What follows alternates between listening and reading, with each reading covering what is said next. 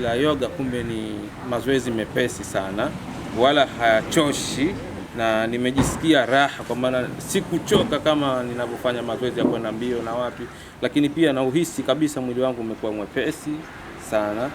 Kwa hiyo tunawashauri wenzetu ambao wanaogopa kufanya mazoezi yao ya kwenda mbio, ya kucheza mpira, ya kuruka, ya kufanya gym, basi hata katika mazoezi haya ya yoga ni mazoezi mazuri sana.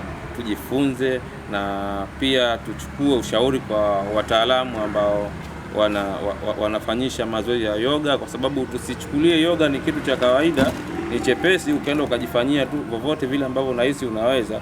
Kuna sheria zake, kuna njia zake, pia kuna misingi yake ya kuweza kufanya, na tunawaomba kwa wale walimu na wanaojua zaidi kuhusiana na masuala haya ya mazoezi, kwa sababu sisi ndio tumeanza na tuna hamu ya kuendeleza hili zoezi, kwa sababu unafanya popote, halihitaji nafasi kubwa, nafasi ndogo tu, hata nyumbani muda wowote. Kwa hiyo tunawashauri watufundishe, watuanzishie japo clips ndogo ndogo ambazo tutajifunza kupitia kwenye TV zetu hizi hapa Zanzibar, kama ZBC, kuna TBC1, kuna vitu, kuna TV television. Na Saidi natokea katika organization ya CPHK iliyopo Gombani.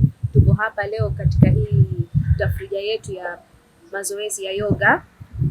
Ni mazoezi mazuri sana, na shauri na hasa kwa vile watu wazima nyumbani, na hasa vijana ambao wanafirika hawana muda asubuhi kwa mazoezi, kuamka asubuhi kufanya stretch za viungo yanasaidia sana, yanaweka mwili kuweka body kwa fit.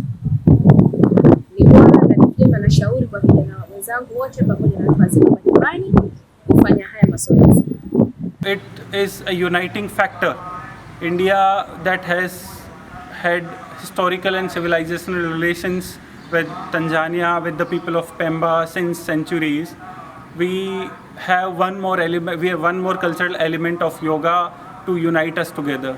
Even the meaning of yoga is to bring together, to add together. So I would suggest that more and more people of Pemba to come together and to participate, to adopt yoga as a way of life, not just as an annual event, but as a way of life to improve and enhance their overall mental, spiritual, emotional well-being.